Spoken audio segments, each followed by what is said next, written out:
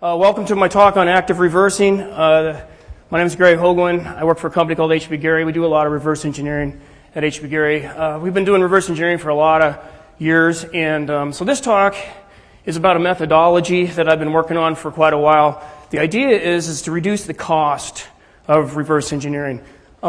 Traditional methods for reverse engineering are very code-centric. A lot of static disassembly, hunting around an IDAPRO, for example. Now, that's a very powerful method, and it works to solve most reverse engineering problems. But the problem with it is that it takes a very esoteric skill set to use IDA to disassemble code manually in your head, create pseudocode. There's many reverse engineering problems that can be solved without going to disassembly. And so I'm going to show you some methods and some tools that I've developed. Some of the stuff is actually in shipping product that you can buy from HB Gary. Other stuff is prototype stuff that I've been working on recently that we're trying to get into the product at some point. So let me go ahead and go through the slides and present this methodology to you. So the goal is very simple. We want to solve reverse engineering problems as quickly as possible and minimize the reliance on reading disassembled code.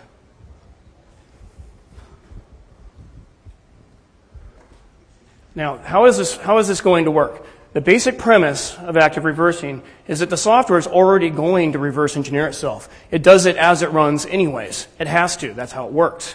So what we're going to try to do is come up with the right strategies to observe the software in operation and learn what we can from what the software is already telling us about what it's doing. So for example, when you perform a user-based action with the software, it makes sense that the software is going to execute some code that relates to something you just did with it. Well, if you could capture that set of code and put it in a graph, you now know that this little cluster of functions deals with the print dialog box or whatever it is that you just did. Code, data, and behavior all interrelate to one another at the same time in the context of the CPU. And because of that, we can collect and tie together those three factors of a program's behavior. So, active reversing is great. It excels at classifying software by behavior. And the other nice thing about it is you only have to be able to use the software. You don't necessarily have to be able to pick apart code. So by using the software and getting it to reverse engineer makes active reversing a very simple process. The business case here, and this is the ultimate reason I'm giving you this presentation, is that we want to save time, and time is money. The problem with traditional methods of reverse engineering, static disassembly, taking apart stuff in your head, there aren't very many people in your organization who can do that very well. They are there. There's probably some of you in the audience who are pretty darn good at it. But the thing is you're not the common. You're the very unique, and you're very expensive. And you can't keep up with the amount of workflow. So the managers in the room are thinking, I have this very small team of guys. I can put them in a room and throw some pizzas and sandwiches at them for 6 months, and they can come out with something. But when I'm an incident responder, and I have exactly 3 days to figure out what this malware is doing, and I don't have a bunch of guys like that, I have a big problem on my hands. So then I don't really use reverse engineering, my most powerful tool, to solve the problems that are facing me today. So by minimizing the reliance on disassembled code, we increase the potential labor pool in your organization. If you're smart enough to read a packet sniffer, you're smart enough to do this. Basically, the idea is if you can take a data structure apart, which is all that a packet is, just a data structure, then you're smart enough to do reverse engineering. The only thing that's in your way, perhaps, is just learning the 30 most popular Intel instructions and trying to keep those in your head. I mean, it's ridiculous. I can't even do it. I have an Intel desk reference there. I'm always looking up, what does that darn instruction do? So for those of you that really do rely on the old school methods of taking apart code, obviously, eventually, you'll be taking apart code at some point. If you have to, for example, reverse engineer an encryption algorithm or a parser, the chances are you will have to read disassembled code. But for the traditional methods, active reversing can take you to the function of interest just like that. You don't have to hunt around and try to figure out the behavior statically. You learn where the locations of the functions are dynamically. Now, another problem with static analysis is that it doesn't actually show you any data, really. It has some data, but the thing is, software is very complicated, and data, for the most part, drives the execution of the control flow. And that data state is calculated at runtime, and it's very complex. There's a lot of intermoving parts. To figure out what it's going to do statically in your mind is nearly impossible. So what you want to do is observe the software. Because it's so complicated, it gives rise to all kinds of emergent behaviors that you can't predict. If you could predict all the emergent behaviors of software, we wouldn't even be here today at Black Hat. And because of this is the reason that debuggers are still used, and we fall upon debuggers a lot when we're reverse engineering. When I'm in a debugger, I feel a lot more comfortable because I can see the data in operation. So our reverse engineering method, I'm going to show you, is very data flow centric. Some of the underlying code is very complicated. We spent over 2 years developing some of the data flow analysis tools that are under the hood that you're not even going to see today. So know that this is non-trivial. But the ability to trace where a particular piece of data goes and how it's arithmetically modified in memory, that is probably over $500,000 in investment. So I'm going to prototype several things and show those to you. And some of the stuff, as I said, is in the current shipping product. If you want to see demos of any of this stuff at your place of business, after the talk, just bring me your business card and I'll make a note. And we'll try to arrange to do either a WebEx demo or something like that at your company or organization. So with that, let me jump right into the methodology.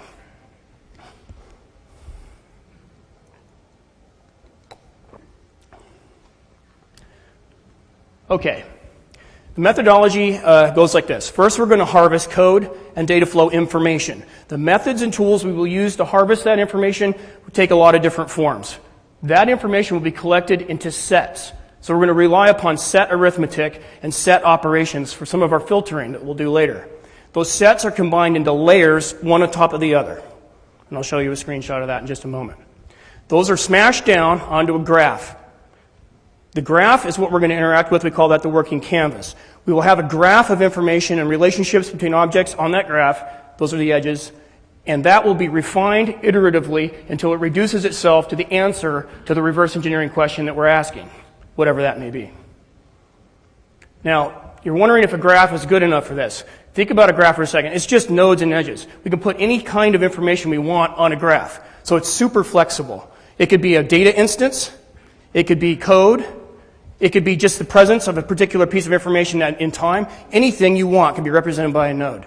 And the edges are just relationships then between arbitrary objects. So a graph can work. In order for it to work, though, it has to be able to illustrate the answer to the question you asked. Now, graphs have been used in reverse engineering in the past. But the problem with graphs with reverse engineering is that they get very large. And when they're large, they're not interactive. And interactive is the key word. If you can't interact with it, it's not very useful. I have a couple of screenshots of some graphs you may have seen before. This is Walrus. This is used for very large graphs. It's a directed graph using hyperbolic graphing. You can grab this thing in 3 space, rotate it around. It's really pretty, but there's absolutely no information I can grab from this because there's too much on the screen at once. So it's pretty, but it's dumb. This is ugly, and it's dumb. Can you actually derive anything of use out of this graph? This is IDAPRO, and I know that IDAPRO has been working on their new features, have better graphing. This is one of the older methods, but still too much information and not a very good layout algorithm. It's not helping me. Now, I do have a slide here for hyperbolic graphing. That was what the Walrus was. I have code that does hyperbolic graphing, but what I'm starting to notice is with active reversing, my data sets aren't really large enough to warrant going to such an extreme. So what we're going to do instead is take away the idea of hyperbolic graphing. I'll just put it on the back shelf and say that it might have some use someday, but we're not using it now. We're going to use a 2-dimensional top-down graph with colors on nodes. It's very simple. Here's a screenshot, and you can see in the corner a little control that's used to manage that graph. So the graph will have color and annotations, and we can put any data we want inside of the nodes, such as disassembly or labels. Now, we'll have on the screen, hopefully, only what matters to our reverse engineering problem. At first, when we get started, we may have a whole lot of information that we don't need. So there's a filtering and refinement process that needs to take place. But we're going to take these iterative steps and filter down to essentially a set of data that only matters to the reverse engineering problem at hand. So the idea of the methodology is we can converge the data set upon the solution. Here's a screenshot of one of the prototype tools I've developed. We see the working canvas on top, and on the bottom is the layer control, and I'll show you a demo of this shortly. The data is being placed into the graph. The data represents control flow that's been exercised at runtime. And off to the right-hand side are various data collection tools that we've been developing. Those can take many different forms. Here's the layer control up close. My inspiration for the layer control is our old friend Photoshop. How many here have used Photoshop before? All right, so you've seen the layer control in Photoshop. It's pretty cool. Multiple bitmaps can be combined together using all kinds of blending modes, light and darken, and they can just be smashed down onto the canvas. So we're not dealing with bitmaps, we're dealing with sets. But the idea is the same. We have sets on the left here, of various control flows that were executed, and we have a blending mode. We have the ability to toggle the sets on and off in visibility in the graph, and we have the ability to change the blending mode, which can represent every possible Boolean operation between sets. Union, intersection, all of it. And then, finally, we can also do things. You can see on the right-hand side of the control I'm talking about here, there's actually little arrows. You can actually nudge the layers down, up, and it even has a flatten all, little smash. Everything is visible down onto the working canvas. So it's very similar. In fact, I just basically ripped it off from Photoshop. So set operations are a really easy way to combine and filter your data. If you have, for example, all the mouse operations, and then you did something that you had to use the mouse to do, and that went into a new set. You could subtract out the mouse operations from it, and you're left with only the stuff that was handling the action in question, and it's not polluted, if you will, by the set of all the mouse handling routines. Okay.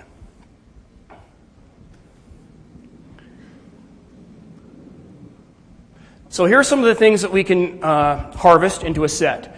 Data flow, like for example, every location that a piece of data is instanced in memory. Every location a class is instanced in memory. We can also show on there a number of times a particular location was referenced, that is execution or data reference. Hit counts. The number of functions, or the functions that were covered. We saw that in a screenshot just a few slides back. References to strings, and of course symbolic information if we have it available, such as symbols available in PDB files. So there's the methodology. We harvest, we combine all that stuff together, and we refine the data set down until we get to our answer. That's the high-level 30,000-foot view.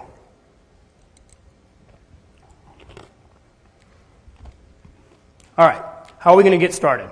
First step is execution partitioning. What we want to do is take all the functions and try to separate them out into different behavior classes. For example, like I was saying, all the mouse movement goes over here, all the print dialog stuff goes over there, all the print or the packet parsing goes here, general packet parsing goes over there, and parsing the individual protocol headers goes over there. Okay, great. We separate all this stuff out. Let me show you how that's done. Every time you perform an action with the software, it makes sense that the reaction of the software is to produce or execute code related to that behavior. It doesn't have to, but that's just the way that we build software. We write specific parsers in code, and the compiler makes them off into their own functions, and those are the things that are going to execute when that particular packet type comes in. And so naturally, it lends itself to a directed graph. We're going to drop all that on the screen.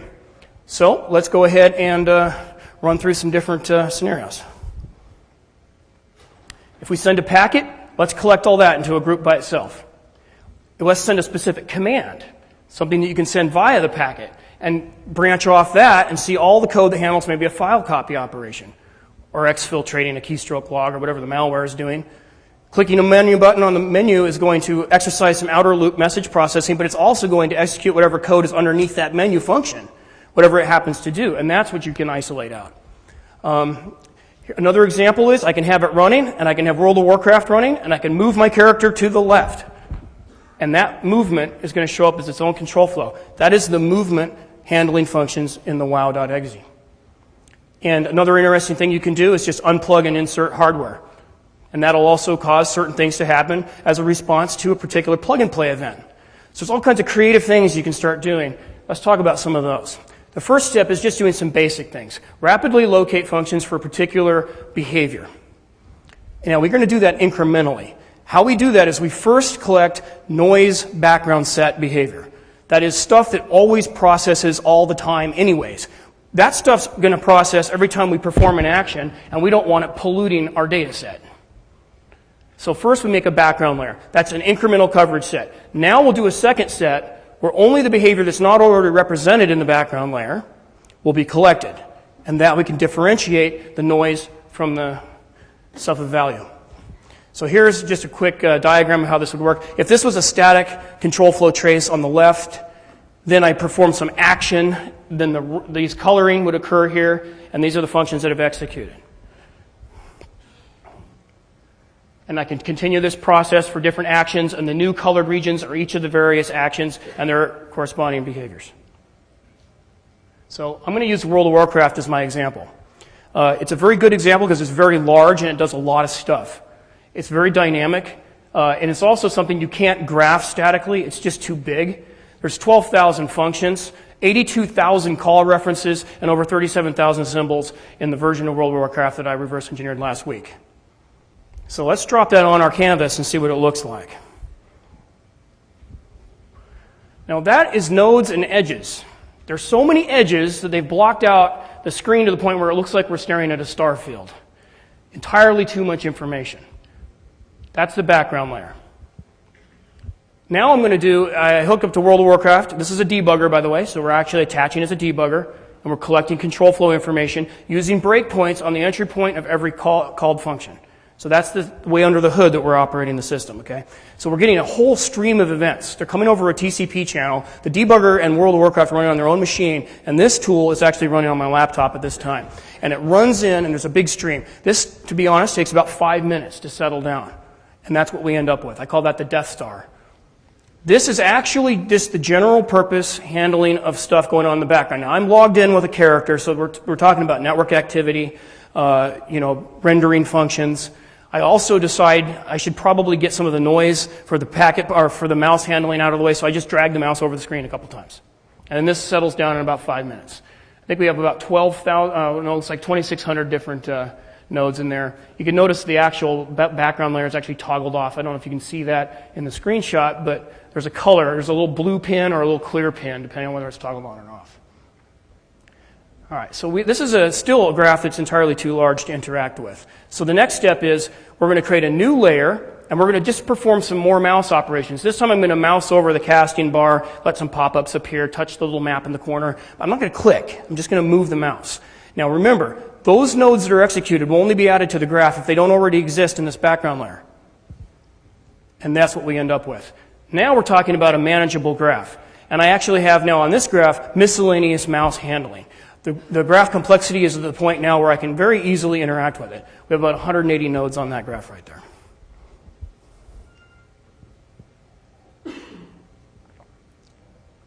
Okay. Yeah, let's do a demo reel of that. Now, I actually can't see my screen here, so I'll be a little clumsy getting my thing to run here, so just forgive me for that. It's going to be a real pain in the ass, too, I can tell. Demo. Is that demo reel 1? Okay, good. You'll have to help me. Is that the WMV right there? Okay, good. All right, let's see if enter will work. Okay. All right, so here's all the layers I've collected for World of Warcraft at this point. I've cast a bunch of spells. I've clicked on NPCs. I completed a quest. I'm just showing you how the tool operates here. What I've done is toggled off another layer, and I'm refreshing the graph. I'll zoom in here a little bit. Okay, so I think what we're looking here is all the code that executed when I cast a flash heal spell, which is one of the spells I can't remember what character class I was, priest, I think, or paladin or something. Okay, so then I actually cast a different spell, just a regular heal, and it actually has a lot of the same, overlaps actually a lot of the same functions, which makes sense because they're both heal spells. So I toggle that on and refresh. I change the layout a little bit. Let's go ahead and change the layout again here. Okay, that's a better layout for this particular. I'm going to zoom up in the corner. You can see that the actual regular heal, which is a darker green, is all clustered together on the corner of the graph there. And in case you're wondering what these blocks are, I'm going to turn on labels. The blocks represent individual functions in WoW. So if we zoom in, you can see that actually those are the labels, subroutine labels for that. And I'm going to change the layout again and zoom down. Hopefully you can see that. We have the function labels there for the heal spell. So if I go to those locations in dark green, those are actually handling the heal specifically, not the general purpose processing around the heal. Now this is called a circular layout. This one is my favorite layout of all because it has a tendency to show class relationships really well. You see the two clusters are actually connected. This cluster down on the lower right is actually connected through this link right there up into the other class. So you actually have not, we've just by visually doing this, we've actually identified one of the coupling points between two distinct sets of logic in the program. And again, I haven't had to do any disassembly at this point to figure this out. I actually don't like having labels on though. It looks prettier to me when I just have the regular little blocks like that. I think that was the end of the demo reel for that. Yeah. Okay, let's go back to the slide presentation.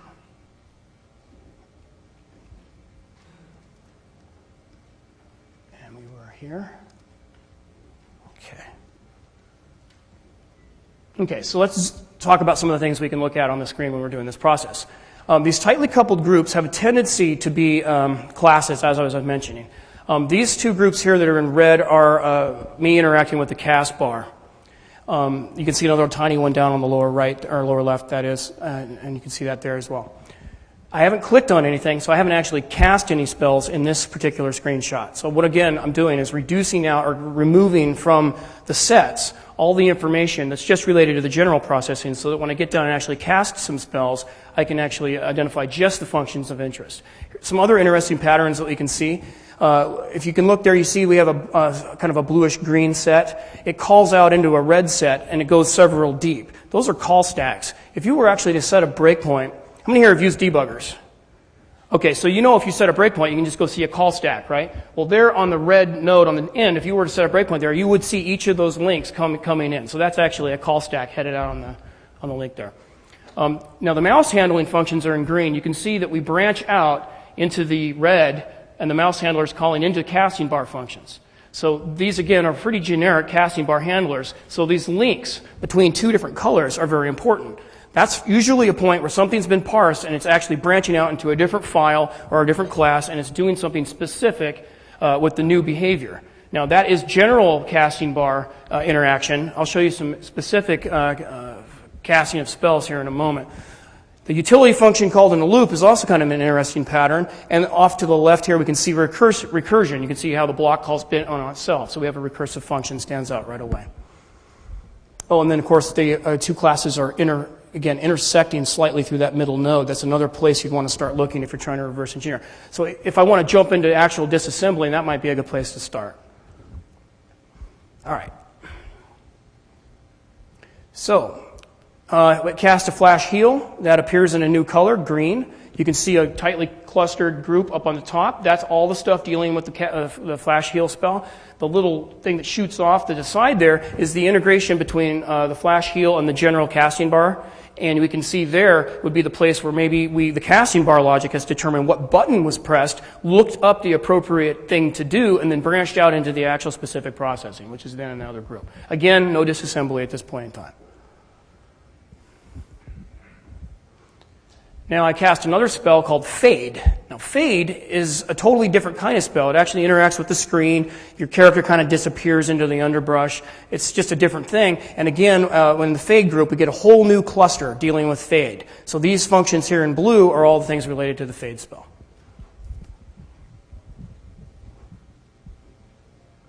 Now I have two versions of the Fade spell shown here just to illustrate a point. On the left-hand side graph, I have all the different layers toggled on, so you don't see a nice defined structure for Fade. On the right-hand side, we get a nice defined structure for Fade, but we've removed the visibility of certain sets. So what I'm trying to illustrate to you here is that toggling the visibility of sets is very important for revealing structure. Because the more sets you have visible, the more cohesion you're going to see between nodes, and it tends to muddy up the display. The information is valid, but we only want to look at what we have to. So toggling off the layers is very important. So on the right-hand side, we have only enough to show that Fade structure. Okay, so that's basic partitioning. This can be applied to malware, this can be applied to game hacking, this can be applied to any reverse engineering problem in general when we're dealing with execution of software. Now, second stage execution partitioning is actually do the same process, but what you're doing with it isn't just actions, but you're now taking specific steps to try to mess up the target software. So an example, the open dialog box, you can type garbage in there and it won't know how to open a file. But what you type as garbage can make a difference. If you put %signs, you're going to get a whole different control flow than if you just use alphanumeric characters. Do we know why? Not really, but it certainly shows two different groups on the graph. So the data that you input is just as important as actually inputting the data. And I'm just showing off here that you can interact with that in WoW. Here's my dude. He's standing in front of the mailbox, and this orange node's over here, him actually clicking on the mailbox. I'm getting the mailbox code out of the way without actually doing anything yet, and then I actually interact with the subject line, and I quickly identify the code that specifically handles the subject line, those kind of lighter pinkish-looking blocks there.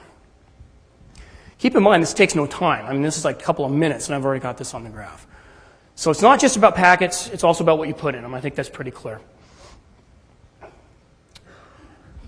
Third level is to actually cause an abortive condition while you're performing an action. So not just send in data, but send in the data, and as it's being sent in, pull out the network card and see what happens. You're going to get a whole new set of behavior.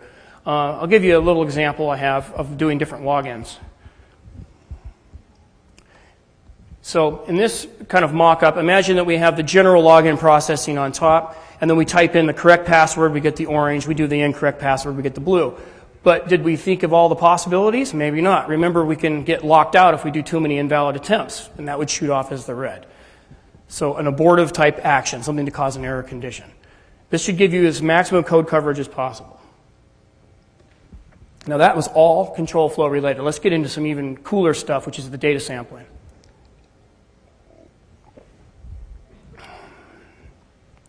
What time is my talk over? Okay, I have to go pretty fast here then. The nice thing about doing the data after the code is that data follows code.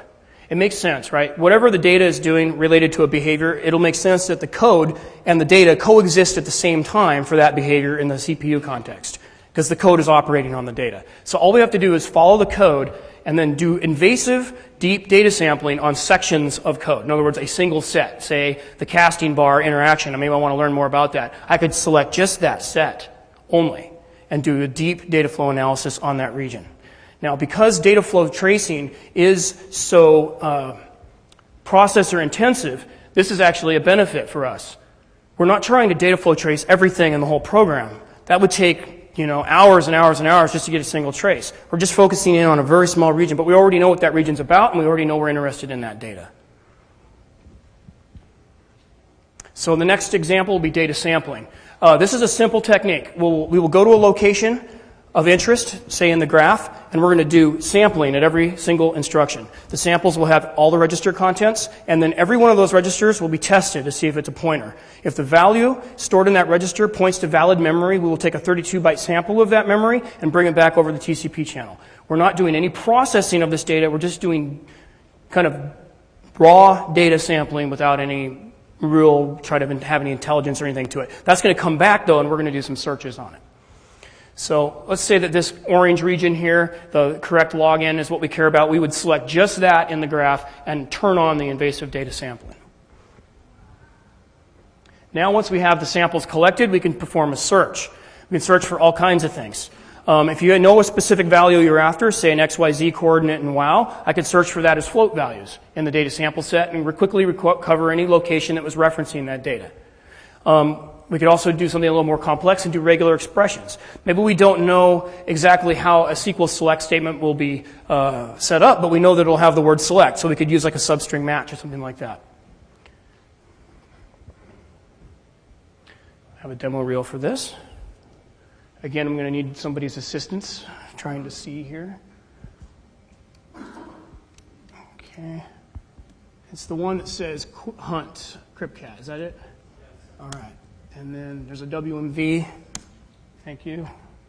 Okay, here I've got CryptCat. I'm going to put it in listen mode. I'm going to attach to it with the debugger, and I'm going to perform a trace once we're attached from the packet that arrives over the network. So here I'm finding the call to receive, which is a WinSock call. I'm going to set a breakpoint on receive.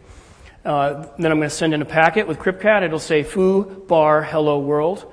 Now, that'll be encrypted over the network. Okay, so when the packet comes in, we should see an encrypted packet. And we hit our breakpoint. Now I'm just setting up a trace on arg4, which is the buffer pointer. So when the packet comes in, we'll get an encrypted packet in the memory there, which just showed up in red. Okay, so what is that, 32 bytes of memory? That's an encrypted packet.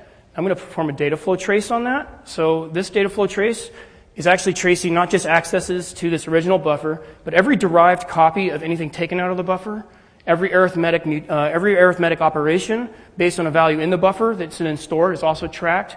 Controlled arithmetic operation, you can see that here. We're going to run this trace about 120,000 instructions in. We're gathering every single reference to every single derived value, arithmetic or direct copy from the original buffer.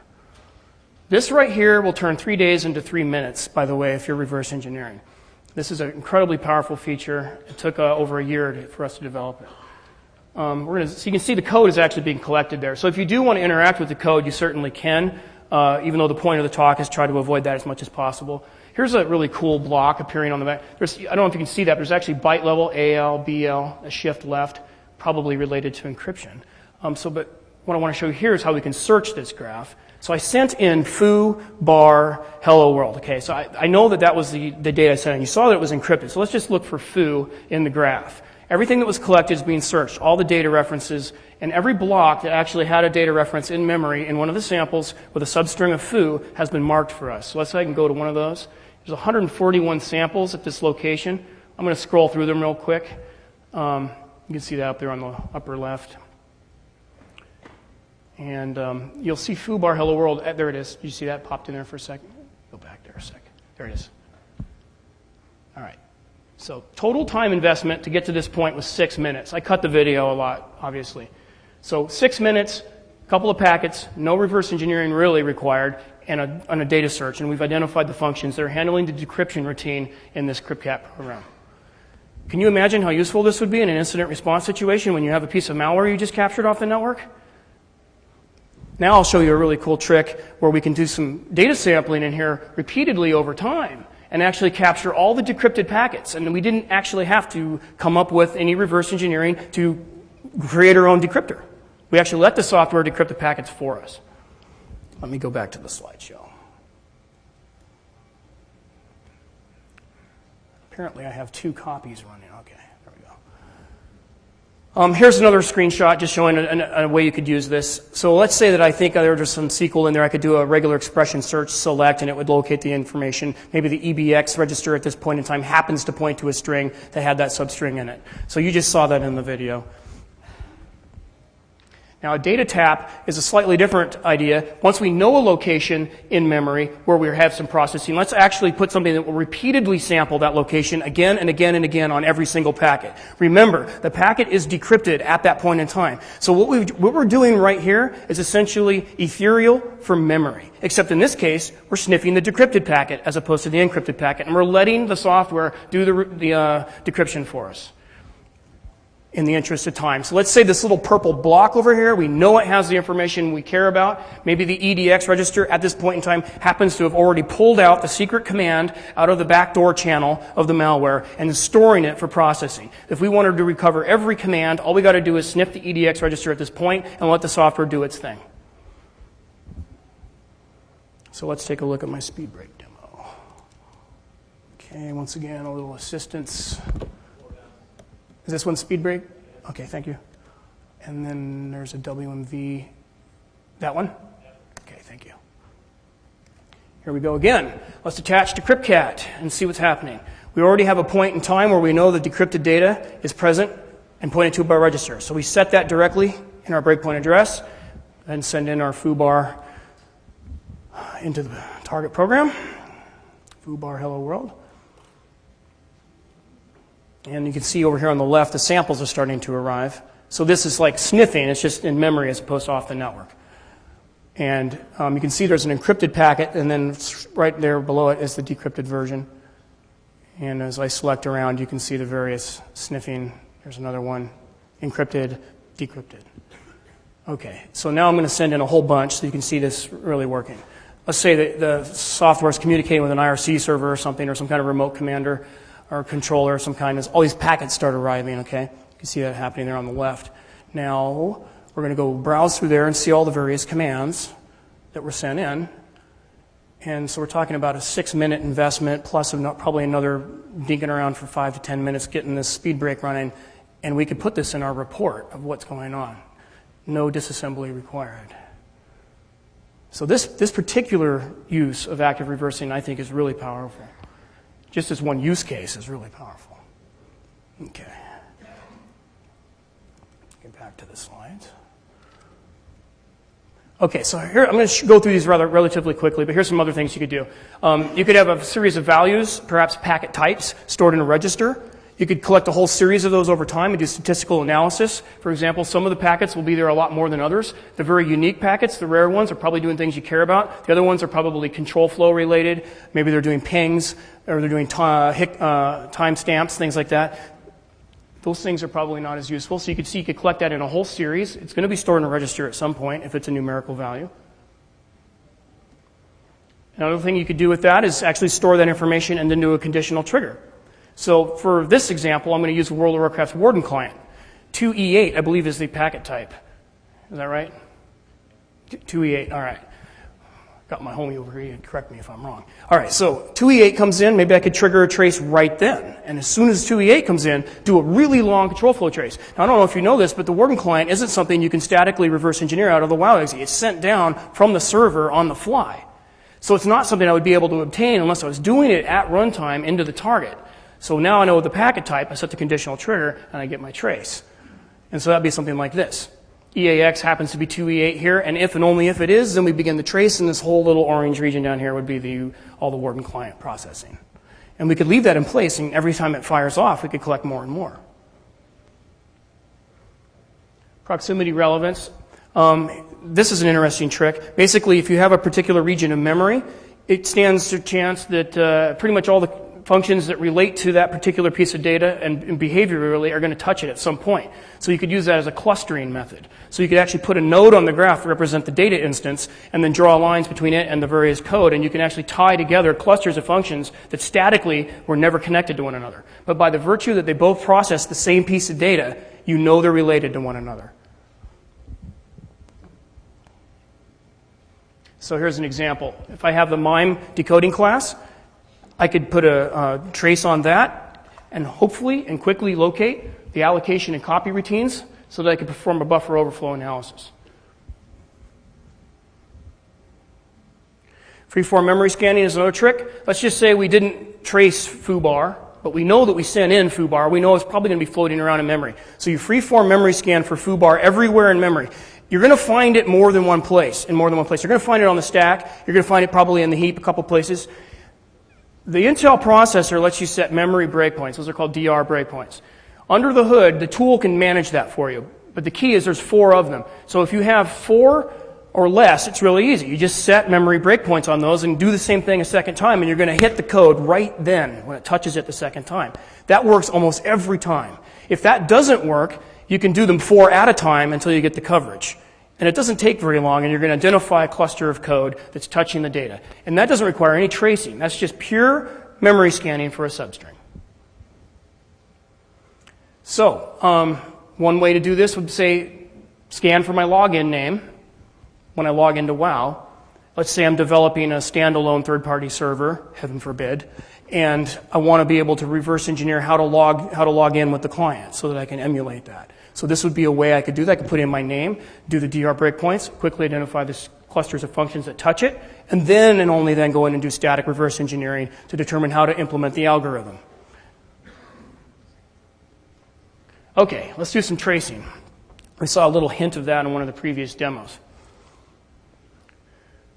Every single instruction that's executed, if we put this processor in single step mode, can be collected.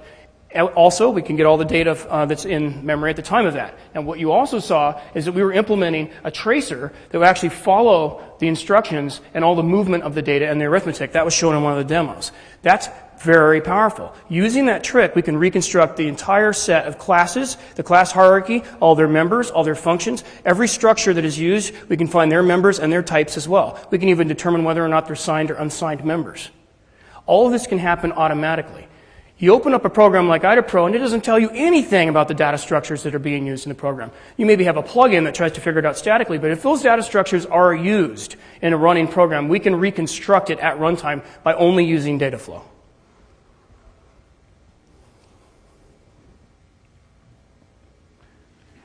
So in the example I'm going to show you, we're going to send in a packet, and we're going to trace that packet. The packet's being cast into a data structure type, and the various members of that data structure are being referenced.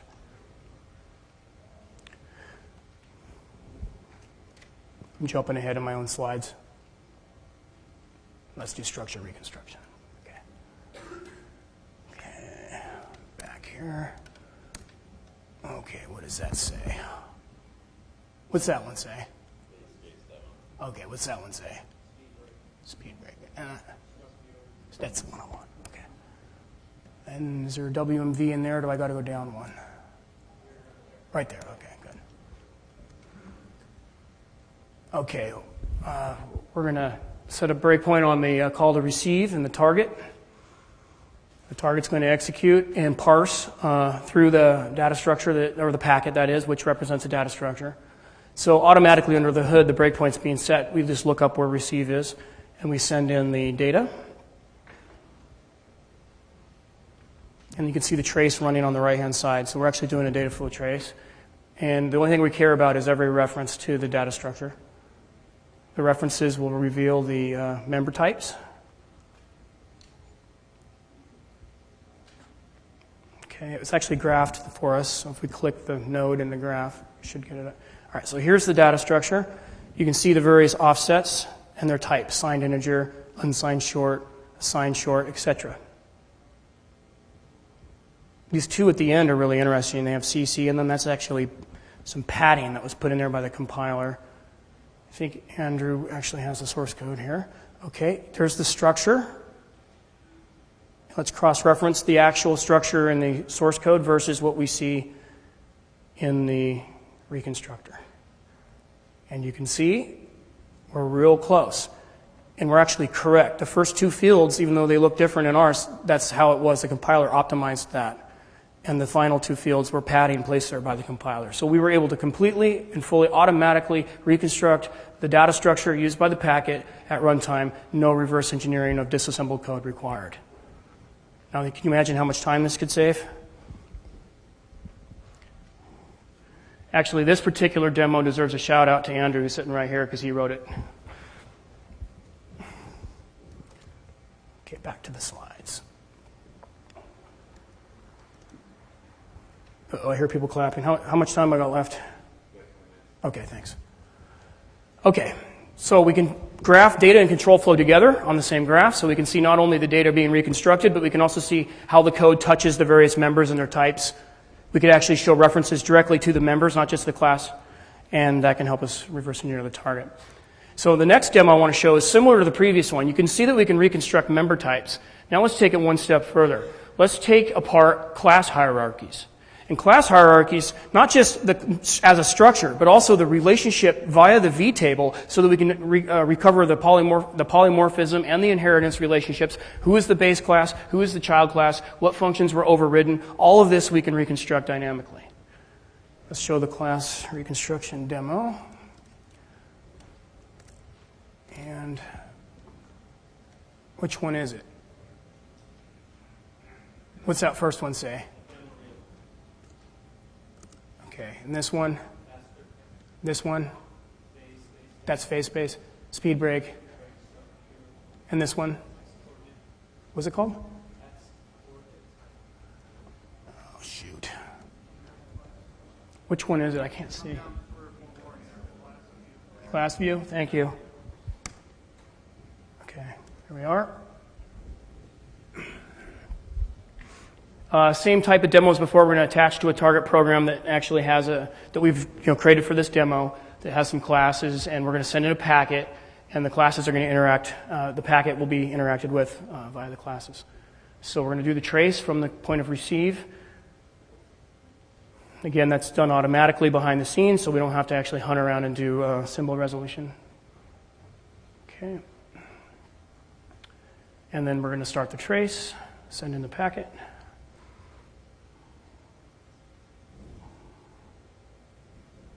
There's the trace running. We're going to go a couple, 500 deep. Okay, now we're going to bring up the class viewer. Here's all the data members and the functions of the class. And look at the source code. And you can see it matches very closely. We have 3 functions, 2 functions, and 3 variables. We can even detect that the first function was virtual. See that? Virtual function 2. Now we're going to do a second test, and then this one will have a second class that derives off the first one, and we can show the inheritance relationship. It's a different packet type, so we'll send it in, do the trace. And the second class is illustrated. They have different members, different locations in memory. And let's look at the code. Class B. And there's the function. Now you see class C we're going to do next. is going to be derived from A. So we'll see that next. Another test, another packet type, another trace, this time in red.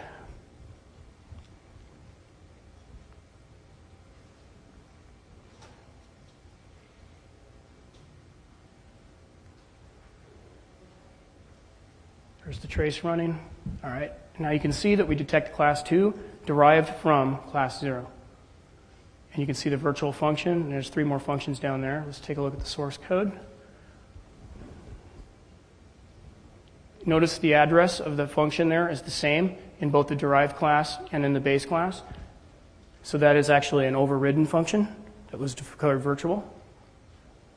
So there's class C. And we see the third function is called func2.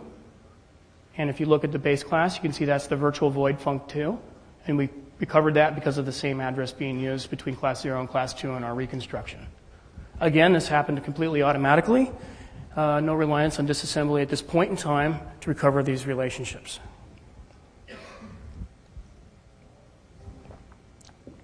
Okay, let's jump back to the slideshow.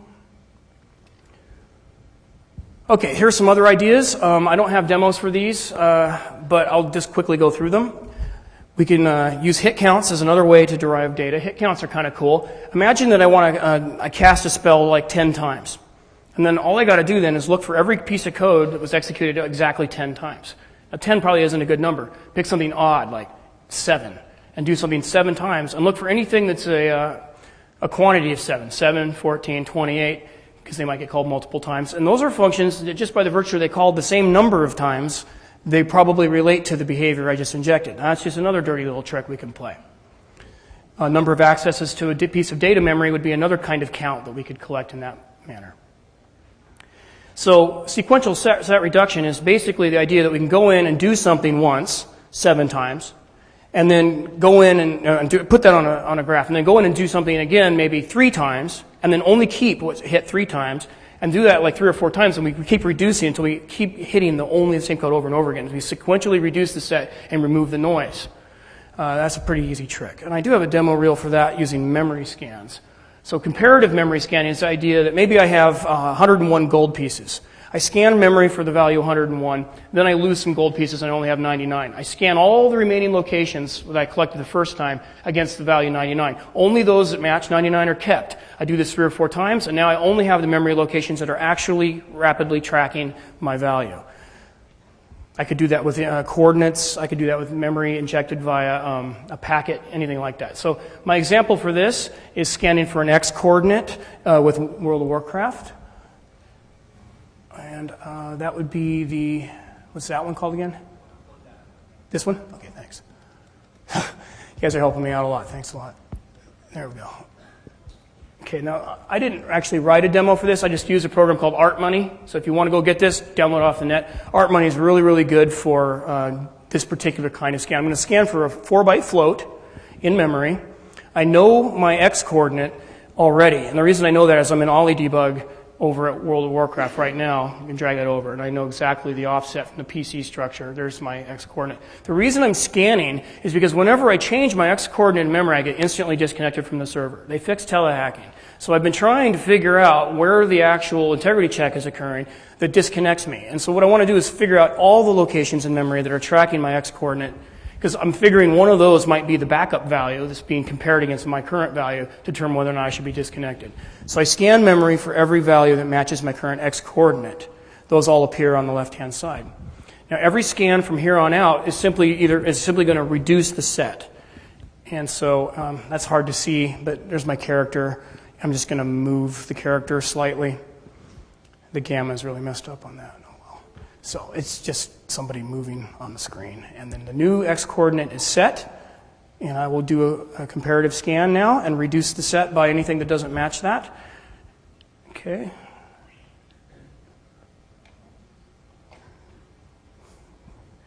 Gremlin's back there. Okay. And then put in the new value and do the scan. It's pretty straightforward. And a couple of these entries on the list will disappear because they're not tracking. So you can see how this works. You just keep doing this over and over again. This worked on a ton of games. In fact, ArtMoney is designed for game hacking, even though it could be applied to pretty much any piece of software. Okay, so that Comparative memory scanning.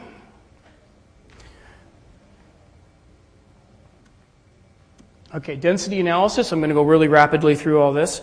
The idea is that you can actually learn a lot about the behavior of functions based upon the number of types of particular operations occurring within the control flow. So an example, scan for FPU instructions. If you find a large number of FPU instructions, you're probably dealing with a rendering code or perhaps an encryption routine.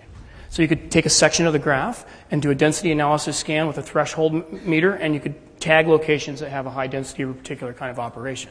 Another thing you could scan for is exits and throws. Exits from the function, got a lot of those, or maybe a lot of throws. You're probably dealing with a parser that's doing a lot of checks of various errors that might be in the packet or whatever it is you're looking at.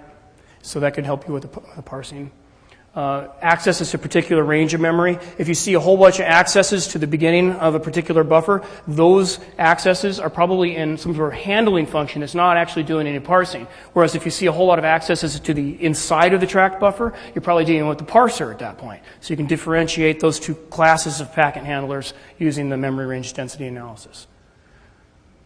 You can also look for particular values in memory, like I was alluding to before, like, for example, the amount of gold you have. Branch density could tell you how the relative complexity of a particular function. A lot of branches, probably related to switches, maybe some sort of parsing function again. That's a good example. And number of times a particular function is executed. So high density hit counts are going to be in loops. So if you're looking for copy operations, for example, high density loop count would be something you'd want to start with. Okay, so density analysis can help you in the situation where your graph has a whole lot of information that's shared between two behaviors, and it does happen.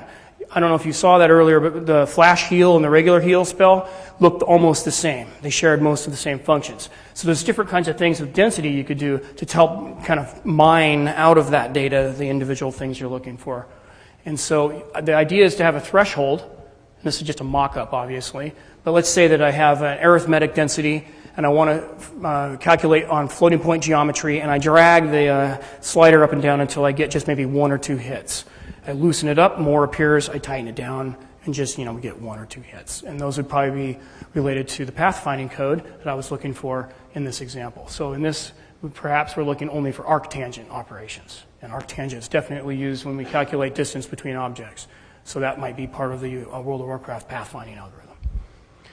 Loop count, again, really close to all parsers. Parsers, I keep going back to parsers because that's the place you want to look if you're doing exploitation analysis, which is another big area that HPGRA works in. So we do a lot of work around the parsers.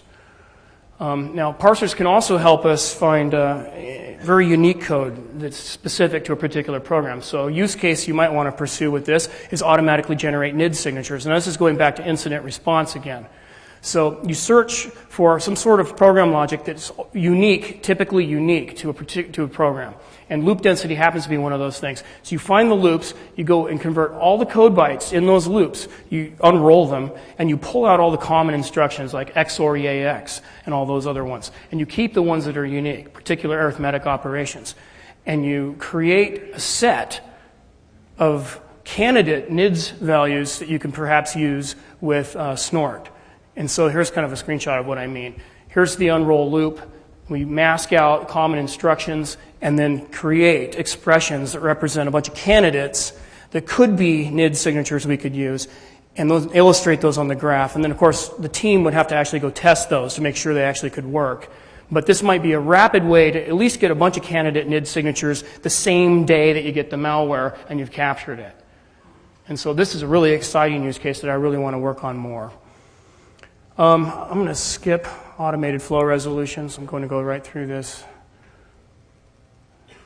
Sorry, I don't have time to go through it.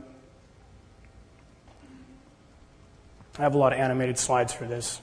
Okay, so you'll have to just forgive me as I go through all this.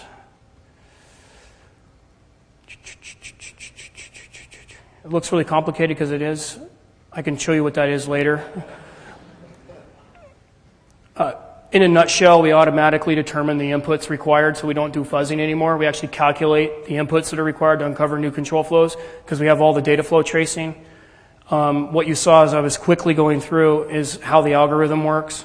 But suffice it to say, we create a polynomial that can be used to calculate what the input should have been based on all the branching and control flow. It doesn't work all the time. If you're calculating a branch based upon an MD5 hash, obviously that's not a reversible type of operation, but the basics are that about 80% or more of the operations are very simple to reverse, and so we just put the proper values of the proper offsets instead of guessing and using random, and that covers more control flow. This screenshot was from almost 2 years ago, where we actually used it on a target and found a vulnerability. That red line is a stir copy that actually, or a strn copy, that where the user can control the length value that's being passed in at the argument. So that's an illustration of how we could use that capability.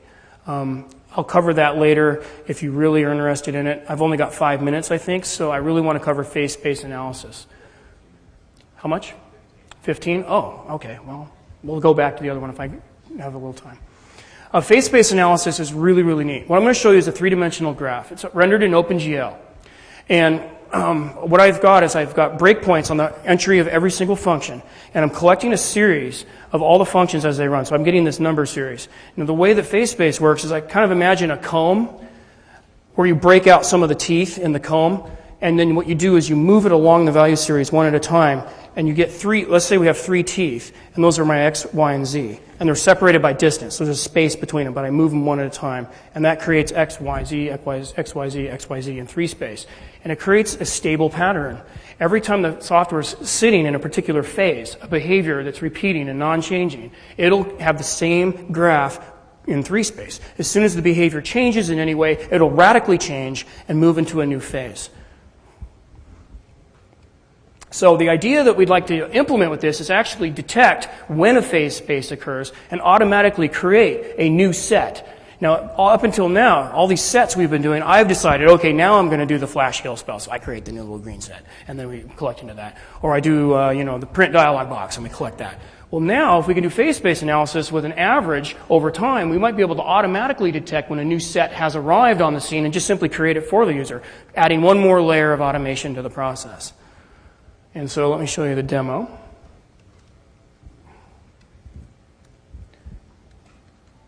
That one it? One up. Thank you. And that's the WMV. Okay. Now this, hopefully you can see, I've attached a notepad. Notepad's my target.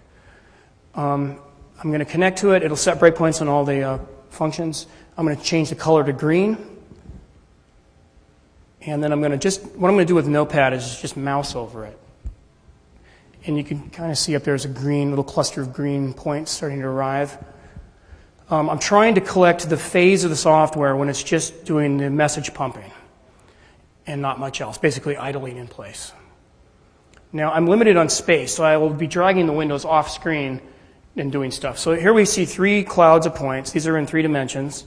That have arrived on the scene. I'm going to try to zoom out a little bit and rotate it so you can see very clearly that they're in 3 space.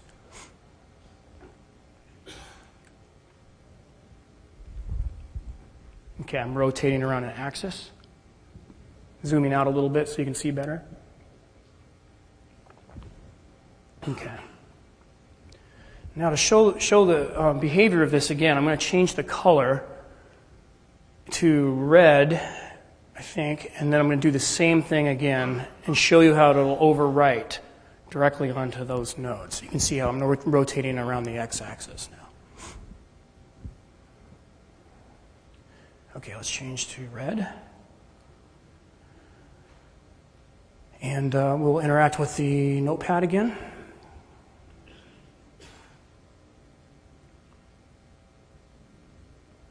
There we are.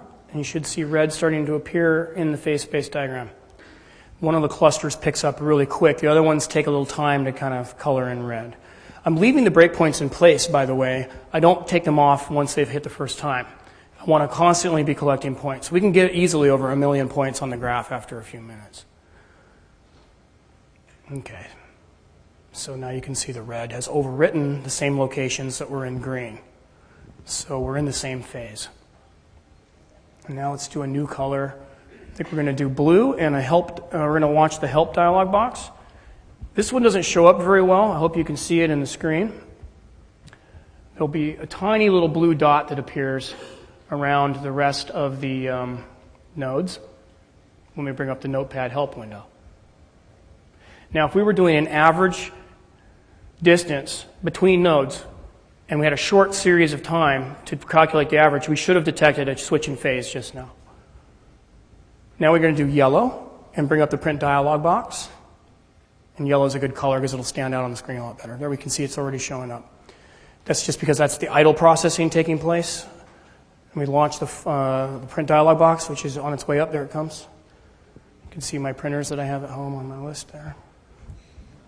And there's the yellow. Now, the yellow has a lot of new clusters that weren't in the previous graph. I don't know if you remember from the previous one we were just looking at, but look at all the new clusters that are appearing. I'll show a summary of this on the next slide so you can review all the different phases. Let's go back to red, and this time we're going to type into the notepad. And we'll quickly see red starting to appear, all the processing of the keys. You can see there's almost a square shape, a rectangular shape there. It's sharing a lot of the same nodes with the mouse processing. That made sense, though, because the keystrokes are also going to exercise the Windows message pump.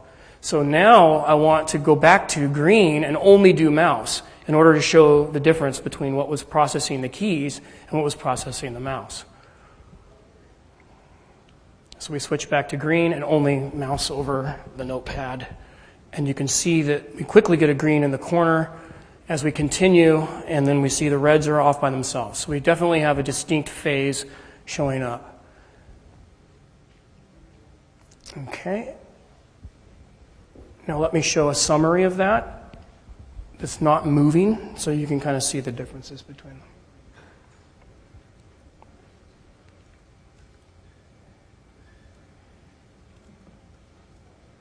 Okay.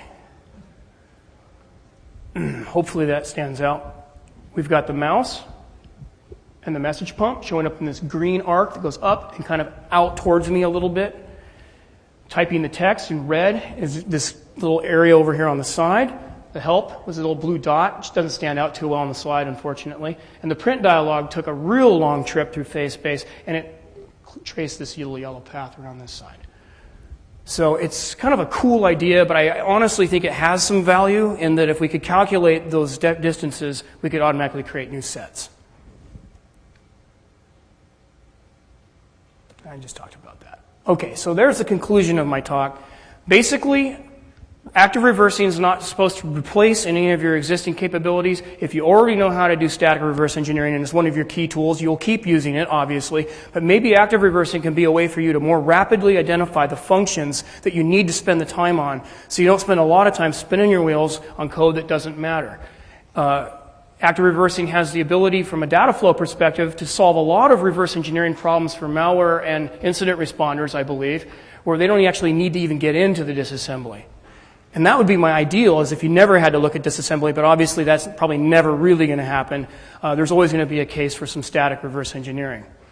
HP Gary, the company I work for, is committed to commercializing most of these ideas into our inspector product. Some of them are available in the current shipping product, and you can even get a demo of that. You can get an evaluation version into your organization. And over the next year or so, we'll be putting in these other features as we get time to get them in. If you want to have a demo or you want to have an evaluation, bring me your business card, and I will put you in a special place, and you'll get a call from one of our seedy used car salesman sales guys. Does anybody have any questions? Yes, sir. Currently, the stuff you saw here was on x86 Windows only. The engine that was doing the data flow is a Meta CPU, and it supports under the hood PowerPC and MIPS and Spark. I mean, you can basically put anything you want in there because there's a translation layer between the underlying hardware and the Meta CPU instructions. So the data flow does not need to be rewritten for new hardware targets. Yes, sir.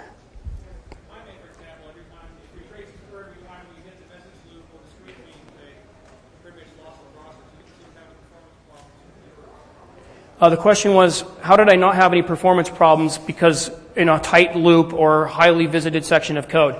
With Notepad, that wasn't a problem because Notepad's simple enough that it didn't cause it.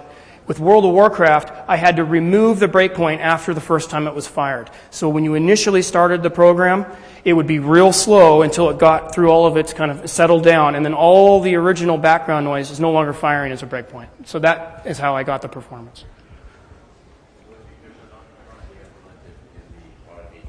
The current shipping product has support for all the data flow and tracing features with when you saw the graph, where you saw the actual code in the block. Those were all the actual shipping product. All the screenshots where you saw just the colored nodes that were zipping around in the fancy graph, those are not in the shipping product. Those were in a prototype that I wrote. Yes, sir.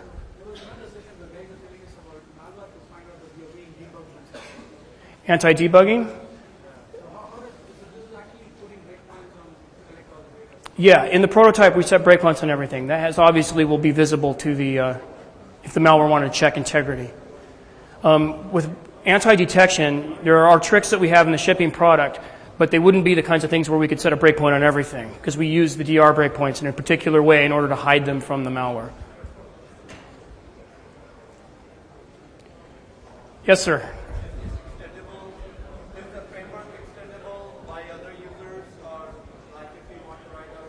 Yeah, the question was, is the framework extensible? Yes, it's written entirely in C# under the hood, and all of the interfaces are exposed, and you can actually write your own scripts, and you can even make your own standalone programs and compile them as executables. Just link in the DLL, inspector-library.dll, and you have access to all the underlying library.